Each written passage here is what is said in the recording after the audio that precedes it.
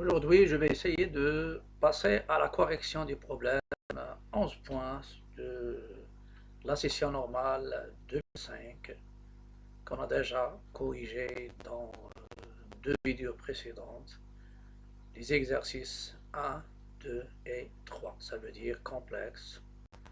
Euh, L'exercice 1, c'était sur, je pense, l'exercice 1, c'était sur la géométrie dans l'espace, l'exercice 2 sur les nombres complexes, l'exercice 3, c'était sur le calcul des probabilités. Je passe à l'exercice, au problème. Le problème, ça considère l'étude complète d'une fonction f définie par f de x égale à 1 sur x facteur de 1 moins ln de x. Ça veut dire une fonction logarithme. Et je vais commencer, avant de passer aux solutions, je vous invite à cliquer sur le bouton s'abonner pour recevoir tout ce qui est nouveau, pour m'encourager et pour me soutenir et ainsi aussi liker, partager et commenter. Le domaine de définition, grand 1, la partie 1. Premièrement, quel est le domaine? Donc x appartient au domaine si seulement si x soit strictement positif pour que ln existe. Et le dénominateur non nul, ça veut dire x facteur de 1 moins ln de x est différent de 0. Ceci est équivalent à x strictement positif et x différent de 0 et 1 moins ln de x est différent de 0 car le produit est nul. C'est x égale à 0 ou 1 moins ln de x est égal à 0 et les non nuls, c'est la négation, le haut il se transforme en ET, c'est-à-dire à la conjonction. Après, ça donne, par équivalence, x strictement positif et ln de x est différent de 1. Il est équivalent x supérieur strictement à 0 et x différent de e, car ln de e il est égal à 1. Donc le domaine de définition, c'est quoi? C'est tout bien sûr tout l'intervalle ouvert 0 plus l'infini, à l'exception de E. Il faut éliminer E. Et ça reste l'intervalle ouvert 0, 0 plus l'infini, 0 plus l'infini, ayant l'intervalle ouvert E plus l'infini. Ça, c'est le domaine de définition de la fonction f. Le domaine de définition, pardon, c'est l'intervalle ouvert 0e union l'intervalle e plus l'infini. Ça veut dire il suffit de prendre l'ensemble de 0, vous avez 0 plus l'infini et essayez d'éliminer bien sûr le e. Donc ça vous donne l'intervalle 0 E union E plus l'infini. Ça, c'est le domaine de définition de la fonction f. Le domaine de définition de ma fonction f. Après, je vais passer à la question suivante. On a déterminé le domaine de définition qui était l'intervalle ouvert 0e union e plus l'infini. On va passer au calcul de limite au bord du domaine. Et on va commencer par limite de f de x lorsque x tend vers e à gauche et la limite de f de x lorsque x tend vers e à droite. Ou bien e plus et la première e moins. Vous avez la limite de f de x lorsque x tend vers e. C'est quoi? C'est la limite de 1 et je remplace x par E, ça vous donne 1 sur E, 1 moins 1, car vous savez que ln de E, il est égal à 1. ln de E égale 1. Donc ça vous donne ici 1 moins 1, c'est 0, donc on obtient 1 sur 0. Et on sait qu'un nombre fini non nul sur 0, il donne comme limite l'infini. Donc je dois étudier le signe de x facteur de 1 moins ln de x. On a x strictement positif, donc le signe de ce produit x facteur de 1 moins ln de x est celui de 1 moins ln de x, bien sûr, sur le domaine de définition. Spécialement sur R étoile plus. Donc, je dresse un petit tableau, x de 0 jusqu'à plus l'infini, 1 moins ln de x, et je sais que ln de e, parce que ln de x égale à a équivalent x égale à e, et vous avez normalement le coefficient de ln de x. Le coefficient de ln de x, c'est quoi? Le coefficient, c'est un nombre négatif. Donc, à droite, ça sera le signe de, ça sera le signe du coefficient de ln de x. Donc, à droite, c'est le même signe que le coefficient de ln de petit x. Et à gauche, ça sera le signe, bien sûr, contraire au signe de ln de x. Et ça va vous donner normalement, et je prends ici, je prends par exemple le signe à droite de e, lorsque x est supérieur à e. Ça vous donne ln de x est supérieur à ln de e, qui est égal à 1. Donc, moins ln de x est inférieur à moins 1, et ajouter 1 aux deux membres, ça donne 1 moins ln de x, elle est négative. Elle est négative, donc sur l'intervalle e plus l'infini, 1 moins ln de x est négatif, et sur 0e, elle est positive. Et maintenant, je peux passer au calcul de limite. Donc, la limite de f de x lorsque x tend vers e à gauche ou bien e moins, c'est 1 sur, c'est ça à gauche, c'est 1. Donc, le dénominateur, il tend vers 0 avec un signe positif. Donc, c'est 1 sur 0 positif, et mettez ça entre crochets ou bien guillemets pour demander la permission de faire ces choses-là, parce que ce sont des abus d'écriture.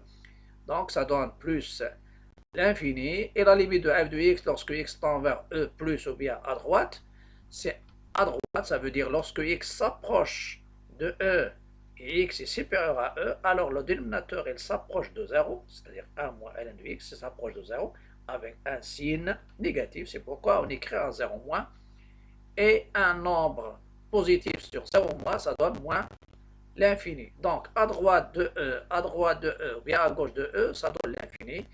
Et dans ce cas-là, je peux en déduire que C de F admet une asymptote verticale. Bien sûr, l'asymptote verticale, elle est au voisinage d'elle-même, donc d'équation x égale E. Ça, c'est l'asymptote verticale d'équation x égale E, c'est l'asymptote verticale de la courbe et les d'équation x égale E. Après, je vais passer à la limite, calcul de limite en plus l'infini. Calcul de limite en plus l'infini, je vais commencer par la limite des dénominateurs. Ça veut dire la limite de x facteur de 1 moins ln de x. Je sais que x, il va tendre vers plus l'infini. Ln de x, sa limite en plus l'infini, c'est plus l'infini. Avec moi, ça donne moins l'infini. Et ça me donne la limite, ça sera moins l'infini. Et je sais qu'un nombre infini sur l'infini, il donne 0. Et un nombre non nul sur 0, qu'est-ce qu'il donne? Il donne l'infini. Voilà, ce sont des techniques, bien sûr, ou bien des règles qu'on applique.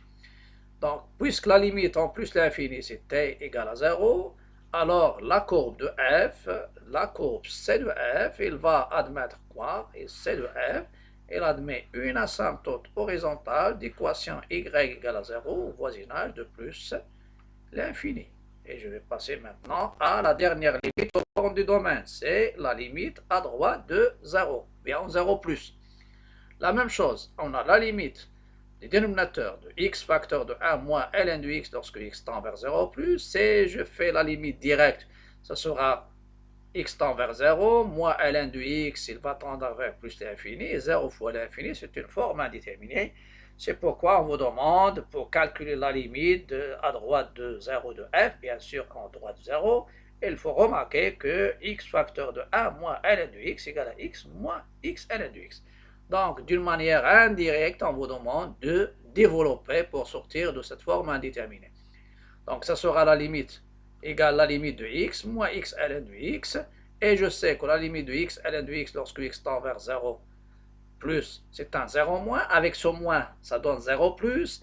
Et le x, il tend vers 0 plus. Et si vous faites la somme de 0 plus avec 0 plus, ça donne un 0 plus.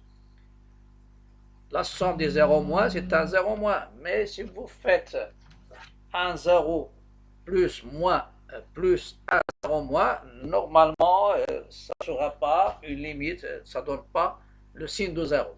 Mais pour moi, je vais essayer. Soit vous pouvez en déduire 0 plus 0 plus, c'est un 0 plus, ou bien pour moi, j'exploite le fait que x facteur de 1 moins ln de x, elle est positive ou nulle sur l'intervalle 1, 1.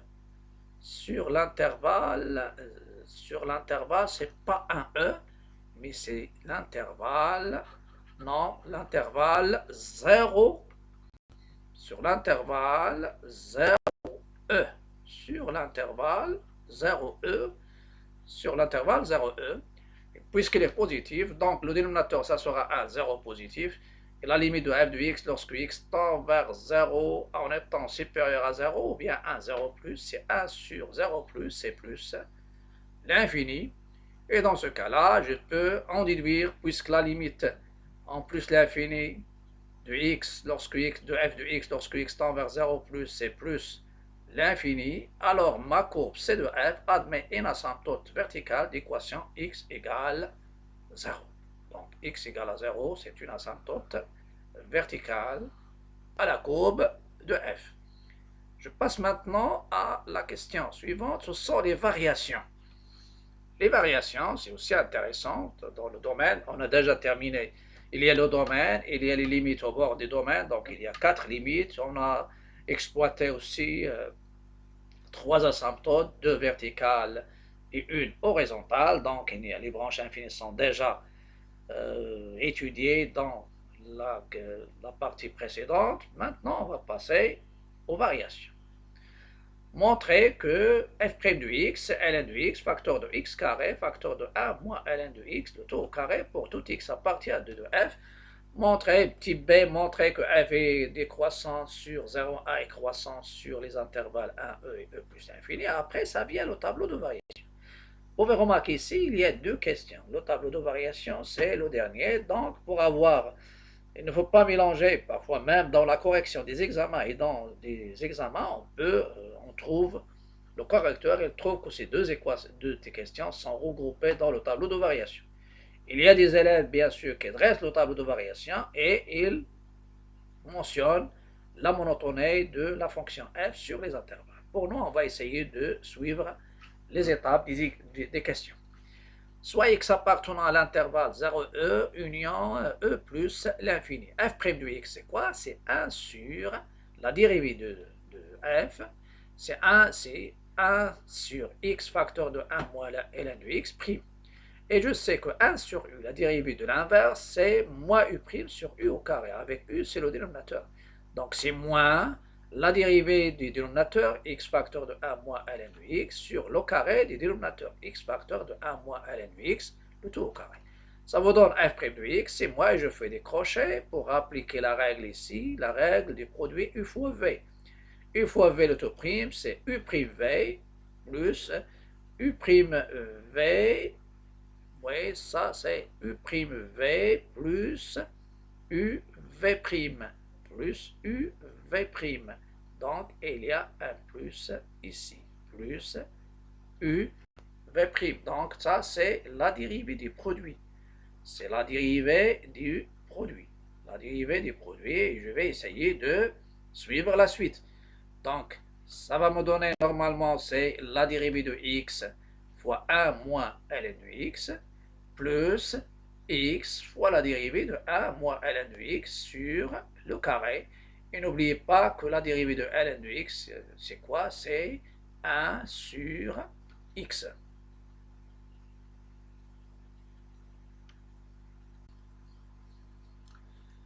Donc, f' de x égale moins, entre crochets, x' facteur de 1 moins ln de x, plus x 1 moins ln de x' sur x carré 1 moins ln de x, l'autre carré. Ça, c'est la dérivée du produit.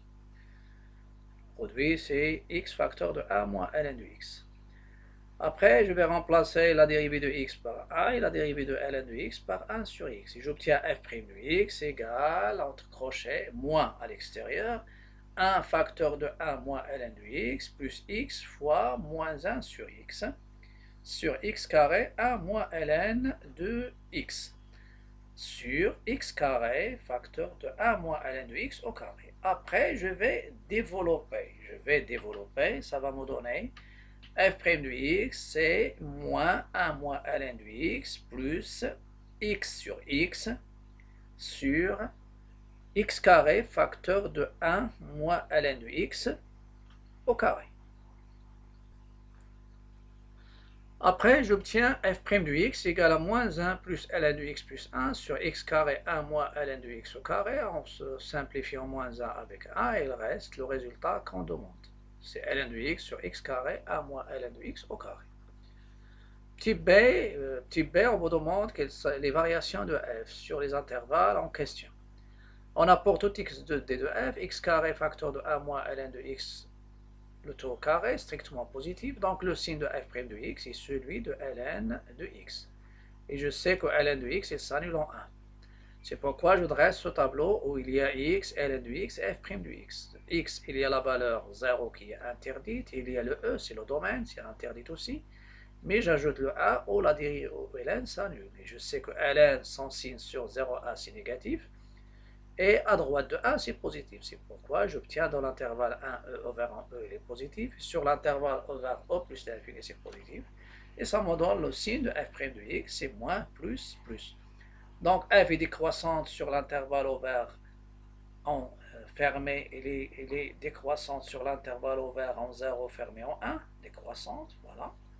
Et sur l'intervalle 1 plus 1e over en e, et l'autre intervalle qui est l'intervalle over e plus l'infini, elle est croissante. Donc ça, c'est les questions. Après, on vous demande le tableau de variation, c'est le résumé des variations de la fonction. Donc, ce que je vais ajouter, c'est uniquement les variations de f ou bien f de x. Donc, d'après ce qui précède, j'ajoute la dernière ligne où il y a normalement f de x. Le signe, il y a x, bien sûr, il y a f' de x moins 1, il y a un 0 plus et le plus aussi. Les valeurs interdites, c'est le domaine. Le 1, le point où la dérivée s'annule, et f de x, il devient, avec les limites aussi, il décroît de plus l'infini vers la valeur minimale 1, parce que f de 1, elle est égale à 1, et il croît vers plus l'infini, et vous pouvez remarquer que la courbe, il décroît de l'asymptote verticale x égale à 0 vers le point de coordonnées 1, 1 où il y a une tangente horizontale, et après elle va croître, elle s'approche de l'asymptote verticale d'équation x égale à e. L'autre morceau, elle croît de l'asymptote verticale, c'est-à-dire elle croît de moins l'infini, vers l'asymptote horizontale d'équation y égale à 0. Voilà, ça c'est le tableau de variation. Après, je vais passer à la question, à la partie suivante. La partie suivante, c'est très intéressant, c'est la lecture de la courbe. Donc, dans grand 2, soit j'ai la fonction numérique définie sur l'intervalle ouvert 0 plus l'infini par g de x égale 1 moins x carré facteur de 1 moins ln de x. Et c'est de g la courbe représentative de g dans le repère orthonormé, et on vous demande de regarder bien sûr la figure. Déterminer donc, si vous avez une figure, vous avez deux choses. Je peux en déduire les solutions de l'équation g de x égale à 0, c'est-à-dire ce sont les abscisses des points d'intersection de la courbe avec l'axe des abscisses, et vous pouvez remarquer que c de g, il traverse l'axe des abscisses en 2 points. Donc il y a une solution qui est évidente, c'est le 1, et il y a une autre que je vais la nommer alpha. Donc, le nombre de solutions de l'équation g de x égale à 0 est égal au nombre de points d'intersection de la courbe avec l'axe des x.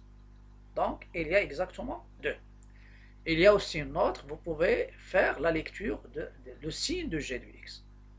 Et ça vous donne les solutions des inéquations g de x positive ou nulle et g de x négative ou nulle. Et vous pouvez remarquer que sur 0, 1, la courbe, elle est au-dessus de l'axe des abscisses. Donc, g de x est positif ou nul. Et sur l'intervalle 1 alpha, g de x, c de g, il est au-dessous de l'axe des abscisses. Donc le signe, donc ici sur 0,1, g de x est positif car la courbe il est au-dessus de l'axe des abscisses. Sur 1 alpha, il est au-dessous, donc son signe est négatif. Et sur alpha plus l'infini, la courbe est au-dessus, donc il est positif. Donc, si vous voulez savoir le signe, essayez d'étudier les positions relatives de la courbe avec l'axe des abscisses. Après, on vous donne un tableau. Un tableau, il donne quelques valeurs de la fonction g. G de 2,1, c'est moins 0,14. Il est négatif, donc la courbe il est encore au-dessous de l'axe des abscisses. G de 2,2, c'est moins 0,02.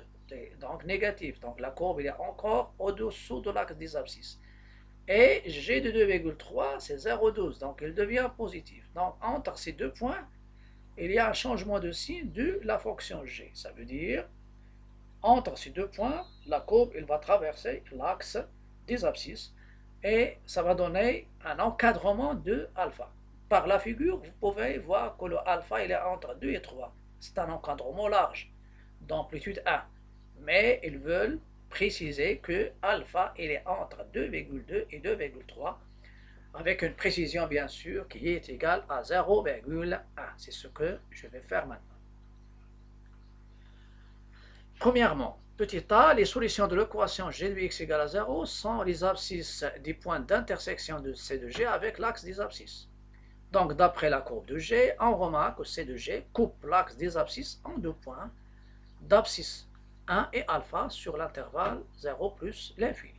Donc il y a deux solutions. Donc, est-ce que sont ces solutions? Ce sont 1 et alpha. Ce sont deux solutions. Après, je vais encadrer le alpha. Petit p. On a sur l'intervalle 2,2, vous avez ici la virgule, vous séparez ces deux valeurs avec point virgule, 2,2 et 2,3. On a g est continu. Pourquoi il est continu? Car la courbe elle se trace avec sans lever la main. Donc, il y a la continuité. Et sur cet intervalle, il y a la stricte monotonie. Ça veut dire la fonction elle est croissante. Si je veux uniquement l'existence de la solution, je peux m'intéresser avec la continuité. Donc je dis continue strictement croissante, d'après C de G, et vous avez G de 2,2, c'est moins 0,02, il est négatif, G de 2,3, c'est égal à 0,12, il est positif, donc G de 2,2 fois G de 2,3 il est négatif, et je sais que d'après tableau de théorème des valeurs intermédiaires, l'équation G de x admet une seule solution, et cette solution elle est unique parce qu'il y a la stricte monotonie, telle que alpha est entre 2,2 et 2,3. Donc normalement, ça c'est le petit 1. Je passe maintenant au petit 2. Dans petit 2, ils vont utiliser encore la fonction G. Deuxièmement, petit a, vérifie que f de x moins x égale g de x sur x facteur de 1 moins ln de x pour tout x de d de f. Deuxièmement, petit b, montrer que delta d'équation y égale à x coupe l'axe de la courbe en deux points d'abscisse a et alpha, c'est-à-dire les a et alpha que je viens de trouver dans la question petit a. C, déterminer à partir de CG le signe de la fonction G. J'ai déjà signalé que sur l'intervalle A alpha, G de x est négatif au nul, parce que sa courbe elle est au-dessous de l'axe des abscisses. Et montrer que f de x moins x, c'est ça le but. F de x moins x, il y a les points d'intersection et il y a ce signe. F de x moins x est négatif au nul, et ceci, ça donne les positions relatives de C de f par rapport à la première bisectrice. Et ça va, j'ai déjà fait étoile ici parce que cette question, ça va m'intéresser et ça vous intéresse aussi. Chaque fois qu'elle est demandée dans un examen ou bien dans une question, dans un problème, ça va vous permettre d'étudier la monotonie de la suite UN définie par UN plus A égale à F de UN. Je passe maintenant deuxièmement petit a. On a f de x moins x, c'est quoi? Je vais remplacer f de x par 1 sur x facteur de 1 moins ln de x moins x.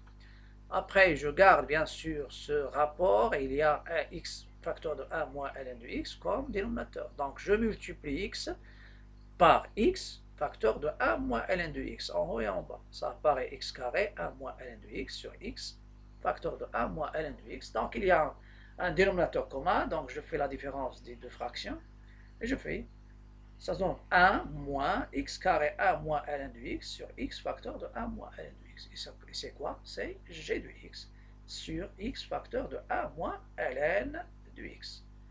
Je vais voir après, montrer ou bien que C de f coupe l'axe coupe delta en 2 points. Et delta, c'est l'équation y égale à x. Pour déterminer les points d'intersection ou bien étudier les positions relatives de C de f avec une droite, il faut étudier le signe f de x moins x. Si vous êtes intéressé par les points d'intersection, il faut résoudre l'équation f de x égale à y. Et y ici, c'est x. On a f de x égale à x avec x strictement positif et différent de e, c'est-à-dire dans le domaine. Équivalent f de x moins x égale à 0. Équivalent g de x sur x facteur de 1 moins ln de x égale à 0. Et un rapport est nul, c'est son numérateur. Dénominateur, bien sûr, existe. Et le numérateur, il est nul. Ça donne g de x égale à 0. Et d'après grand 2, 1 petit a, l'équation g de x égale à 0, il a pour solution x égale à 1 ou x égale à alpha. Donc C de f, coupe l'axe des abscisses, l'axe delta. Donc C de f coupe delta d'équation y égale à x, ça veut dire la première bisectrice, en 2 points d'abscisse 1 et alpha. Après, il y a le signe de la différence. Petit c, on a d'après le graphique C de G est au-dessous de l'axe des abscisses sur l'intervalle 1 alpha. Donc sur quel que soit x appartenant à alpha, G de x est inférieur ou égal à 0. Ça, je vais la nommer petit 1. Après, il y a montrant la question suivante. Montrant que pour quel que soit x appartenant à alpha, f de x moins x est négatif ou nul. Et je sais que f de x moins x c'est quoi? C'est g de x sur x facteur de 1 moins ln de x. J'ai déjà donné le signe de numérateur et il nous reste le dénominateur.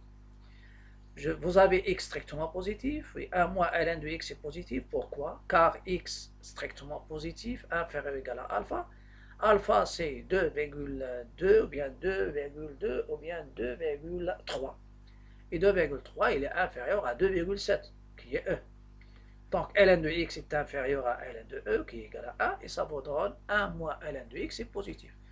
Donc, ces deux sont positifs, le produit est positif. Et de 1 et 2, je peux en déduire que, quel que soit x appartenant à alpha, f de x moins x, c'est g de x sur x facteur de 1 moins ln de x, négatif sur positif, ça donne négatif. Et comme conclusion, ça va vous donner que quel que soit x appartient à alpha, f de x moins x est inférieur ou égal à 0. On passe maintenant à la courbe de f. Avant de représenter, je vais essayer de faire une lecture parce que j'ai déjà représenté avec un logiciel GeoGebra, mais je vais essayer de vous montrer quelles sont les étapes à suivre pour avoir cette représentation. La première chose, vous avez deux asymptotes verticales.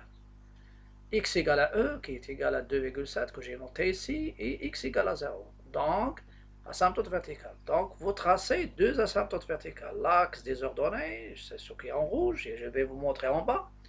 Et aussi la droite DA, x égale à E. Ça, c'est la droite verticale d'équation x égale E. J'ai déjà mentionné E, c'est à peu près 2,7.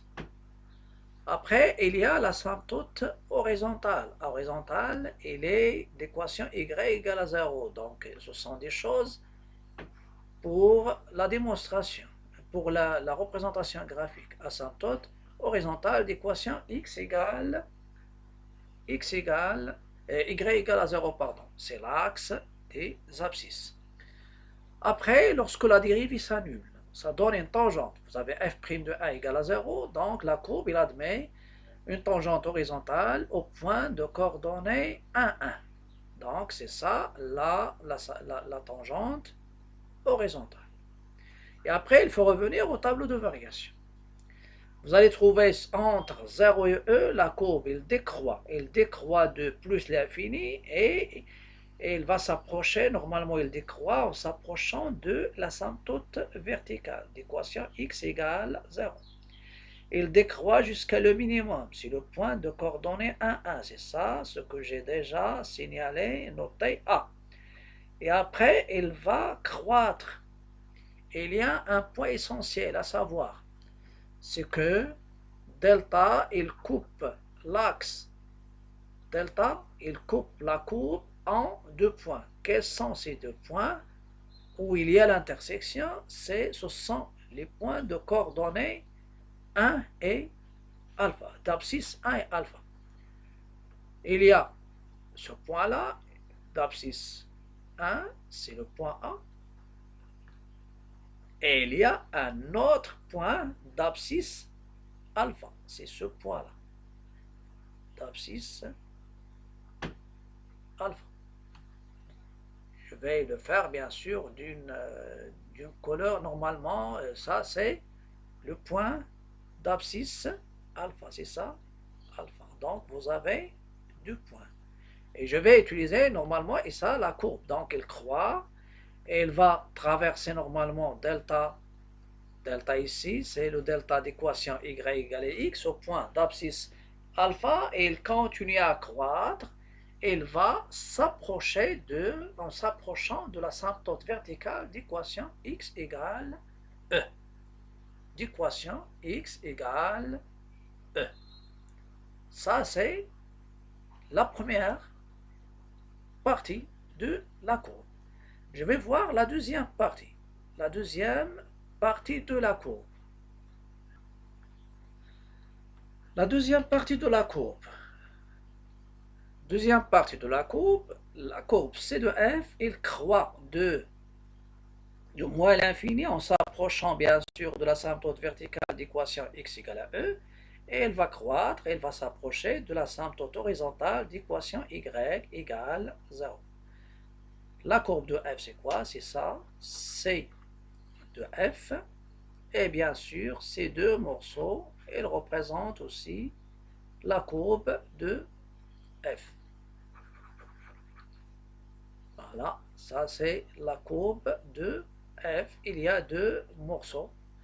La courbe de f, il y a la partie qui est décroissante, c'est entre les deux asymptotes verticales, et il y a une partie entre l'asymptote verticale et l'asymptote horizontale. Et l'asymptote horizontale. Voilà. Et c'est ça. Donc ça c'est le premier morceau, formé aussi de deux morceaux. Et il y a l'asymptote verticale. Après, dans la question précédente, je vais revenir à la courbe pour vous montrer, pour savoir quelle est l'aire de la partie qu'on va colorer et calculer normalement l'aire de la partie du plan, et ça sera la question suivante. La question suivante, quatrièmement, petit a. Montrer que l'intégrale de 1 jusqu'à racine de e de 1 sur x facteur de 1 moins ln de x dx égale ln de 2. Et on vous demande de remarquer que 1 sur x facteur de 1 moins ln de x égale à 1 sur x sur 1 moins ln de x. Donc je vais passer à la question, la réponse à la question petit a. Voilà. Donc c'est la question deuxièmement, c'est la question quatrièmement petit a. Quatrièmement petit a. On a l'intégrale de 1 jusqu'à racine de e de 1 sur x facteur de 1 moins ln de x dx. Si vous voulez la calculer, normalement cette intégrale, c'est l'inverse, mais on va essayer de faire apparaître, c'est une intégrale d'un rapport qui prend une forme déjà connue. C'est le 1 sur x. Ils ont déjà donné cette remarque, donc il faut l'utiliser. 1 moins ln de x dx.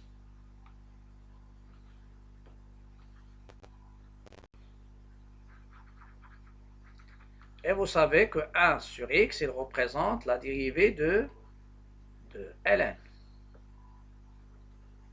1 sur x. Et quelle est la dérivée du dénominateur? Si vous avez un rapport, donc la dérivée de 1 moins ln de x, c'est moins 1 sur x. Moins 1 sur x. Je vais l'utiliser. Donc, cette intégrale, ça sera égal à l'intégrale de 1 jusqu'à racine de e de moins 1 moins ln de x prime sur 1 moins ln de x dx. Vous avez un résultat qu'il ne faut pas l'oublier. Si vous avez petit f, c'est u' sur u. Sa fonction primitive, c'est ln de valeur absolue de u. Et utiliser ce résultat. Donc, pour moi, u, c'est 1 moins ln de x. C'est ln de la valeur absolue de 1 moins ln de x. En valeur absolue pour ne pas avoir des choses négatives à l'intérieur de ln. Et je vais remplacer. C'est ln de la valeur absolue de 1 moins ln de e. Ln de racine de e. Moins ln de valeur absolue de 1 moins ln de 1. Quel est ln de 1? Ln de 1, c'est 0. Ça, c'est ln de 1. Quel est ln de racine de e? C'est 1 demi ln de e. Et ln de e, c'est 1, donc c'est 1 demi fois 1, c'est 1 demi. Donc, ça va me donner ln de valeur absolue. Valeur absolue. C'est ln de valeur absolue. Valeur absolue de 1 moins 1 demi. 1 moins 1 demi, c'est 1 demi. ln de 1, c'est 0.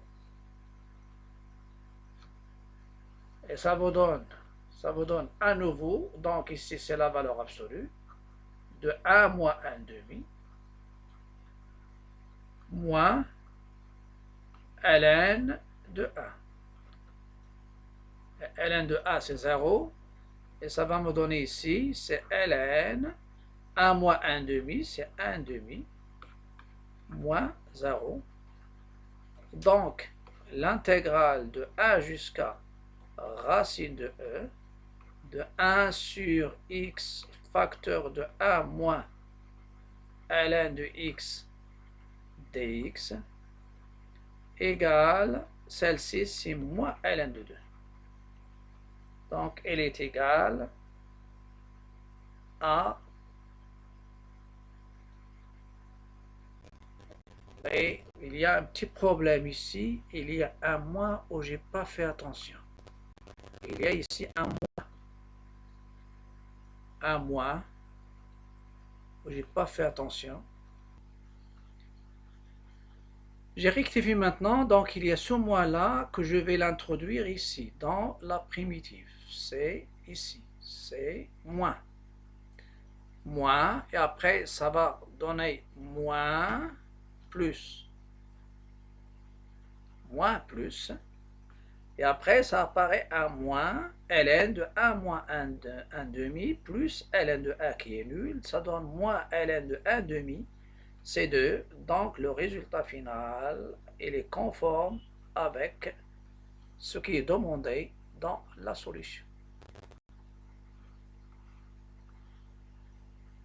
Voilà. Après, le calcul d'air. Le calcul d'air, on vous demande de calculer en centimètres, donc je vais revenir à la question, calculer en centimètres au carré, en centimètres au carré, l'aire du demi-plan délimité par la courbe C de F, la droite delta et les deux droites verticales d'équation x égale à E et x égale racine de E. Donc, je vais essayer de revenir sur la courbe pour préciser quelle est cette partie. Quelle est la partie demandée par le calcul d'air?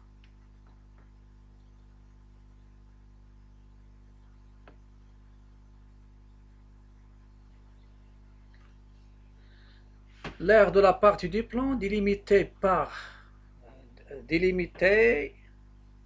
par la courbe, la droite delta et les droites verticales d'équation x égale à 1 et x égale racine de E. Et vous avez racine de E, c'est à peu près 1,65. 1,65. Donc, je trace deux droites verticales, x égale à 1, x égale à racine de E, et je vais essayer de voir quelle est la partie que je vais calculer sans sa surface ou bien sans l'air. Donc, c'est cette partie qui est assurée en rouge entre delta, qui est en bleu, ce segment, entre l'arc de la courbe et les deux droites verticales, x égale à E, x égale à 1 et x égale à racine de E. Dans ce cas-là, la position relative, c'est si vous avez la courbe entre l'aire délimitée par deux courbes, l'axe des abscisses entre deux courbes et les droites verticales d'équation x égale à A et x égale à B, essayez de prendre l'intégrale de A à B soit de f de x moins g de x ou bien de g de x moins f de x. Essayez de prendre la différence qui est positive. La question, c'est l'aire demandée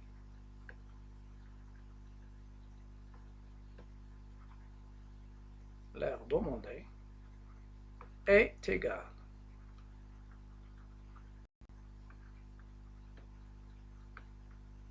j'ai déjà assuré, c'est l'aire de la partie des plans délimitée par la courbe, la droite delta, et les deux droites verticales, x égale à 1, x égale à 1 et x égale à racine de E. Donc, c'est x moins f de x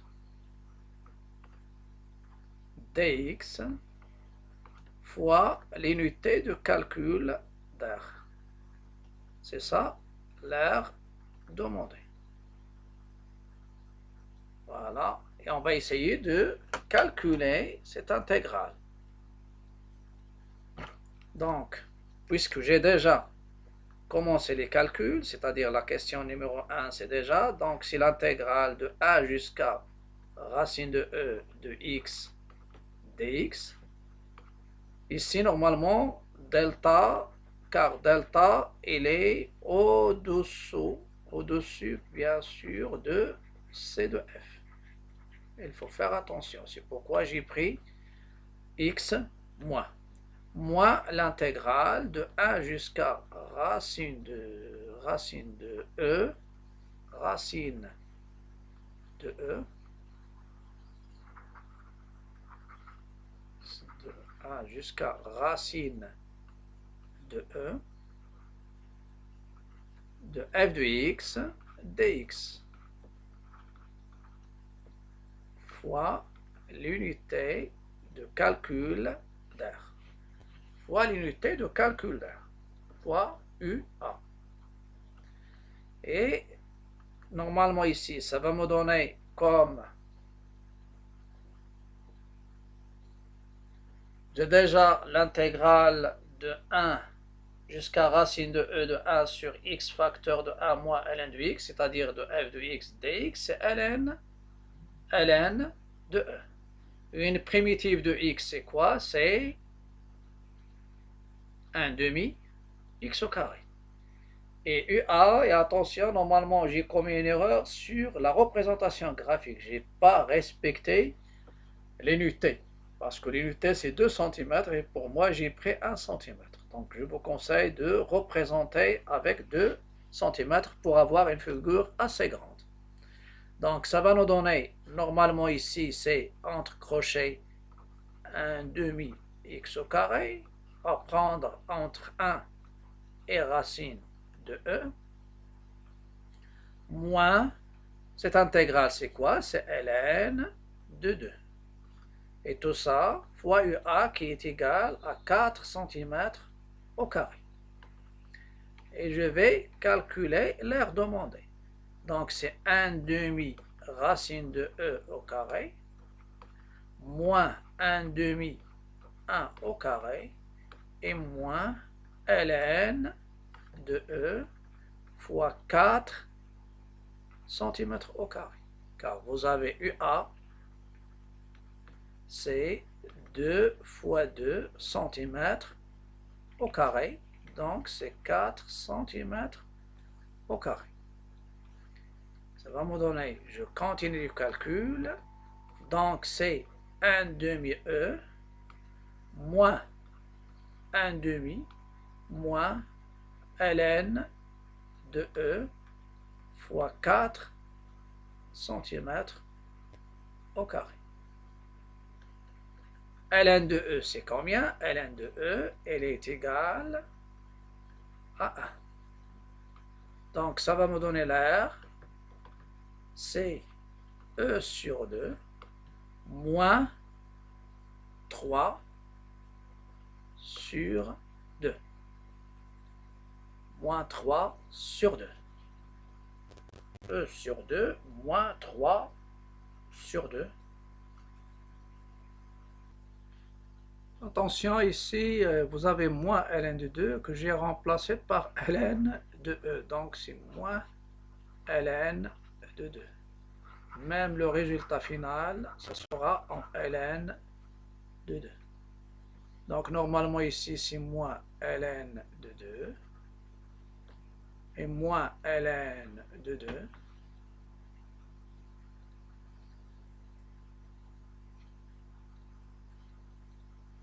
C'est moins ln de 2. Et après, je vais, donc ça sera E sur 2 moins ln de 2. Et je multiplie donc, et je vais multiplier le tout par 4. 4 sur 2, donc ça donne 2E, moins 2, moins 4, ln de 2 cm au carré. Et ça, c'est le résultat demandé. Donc, 2E, ça c'est E moins 1 sur 2, ça va donner normalement, après simplification, c'est 2 facteurs de E moins 1, donc 2 moins E, moins 4. Ça c'est l'air. La dernière partie des problèmes, c'est grand 3. Soit on considère la suite UN définie par U0 égale à 2, UN plus A égale à F de UN. Montré par récurrence, donc c'est la question petit 1, montrant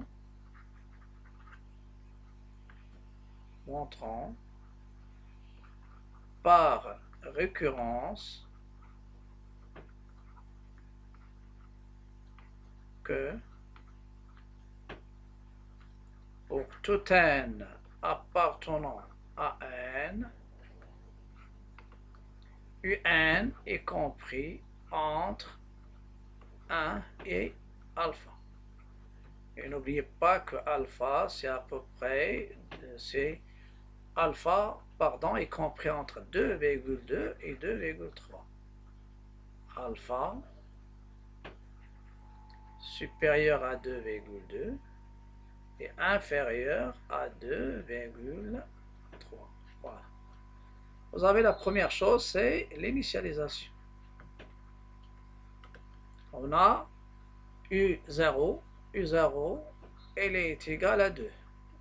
Elle est inférieure à la borne inférieure qui est 2,2. virgule 2 qui est inférieur à alpha est supérieur ou égal à 1. Il est vrai. L'hérédité. Supposons que UN est compris entre A et alpha, vrai, bien sûr, pour N appartenant à N. Et montrons que UN plus 1 est entre 1 et alpha. Même procédure. On a UN entre 1 et alpha. Entre 1 et alpha. 1 et alpha, elle est le 1. Le 1 alpha, elle est inclus entre 1 et alpha. Il parle d'une manière large ou bien une manière stricte. UN entre 1 et alpha. Donc, il est égal normalement f de UN. F de UN. Oui. Et 1 alpha, elle est inclus. 1 alpha, elle est inclus. Normalement, vous avez ma courbe F, elle est, son domaine, c'est 0E union E plus l'infini. Donc, normalement, 1 alpha, il est inclus dans l'intervalle 0E. 0, 1, il est supérieur à 0 et le alpha est inférieur à 2. Et vous savez quelle est la monotonie de la fonction, de ma fonction f sur l'intervalle 0 sur 0e, sur 0e, sur 0e ou bien sur 1e, 1e normalement. Parce que la monotonie, ça change en 1. Donc, en 1, E. Donc, vous avez ici, vous avez 1, E. Et F strictement croissante sur 1E et en particulier sur 1 alpha. Voilà. Parce que ma courbe elle est décroissante sur l'intervalle ouvert 0, 1 et croissante sur 1E. Donc, F de UN, donc il garde la monotonie, il conserve l'ordre. Donc, F de 1 et F de alpha. On sait que F de 1, c'est 1. F de UN, c'est UN plus 1. Et F de alpha, c'est alpha. Car les points d'intersection de CF avec delta, ce sont les points, normalement, ce sont les points d'abscisse 1 et d'abscisse alpha. Donc, elle est vraie. La conclusion, d'après le principe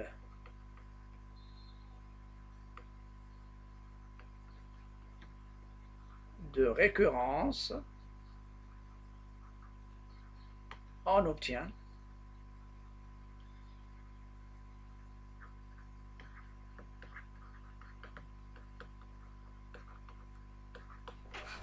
pour tout n appartenant à n, UN, il est entre 1 et alpha.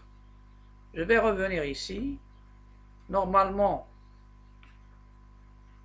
delta coupe CF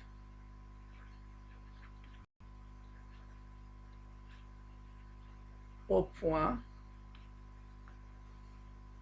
il coupe CF en deux points d'abscisse vous avez normalement, au lieu de faire tout ça, je dis delta, il coupe C de F, ou bien CF et delta, ils se coupent en deux points.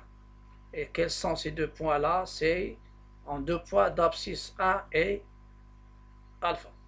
En deux points d'abscisse 1 et alpha, ça veut dire F de 1, c'est 1, et F de alpha, car F de 1 c'est 1 et F de alpha c'est alpha, et j'obtiens normalement ce qui est demandé dans la conclusion. Dans la conclusion, on passe à la monotonie de U de n. On a UN plus 1 moins UN égale à F de UN moins UN. Et il y a deux choses. Il y a UN, tous les termes sont dans 1 alpha. Et vous avez, d'après la question deuxièmement, grand 2 petit c, quel que soit x appartient à 1 alpha, f de x moins x est inférieur ou égal à 0. Donc si je pose x égale à un, il est dans l'intervalle 1 alpha, alors f de un moins un est inférieur ou égal à 0. Et ça vous donne un plus 1 moins un négatif ou nul, et ça donne un, il est décroissant. Troisièmement, on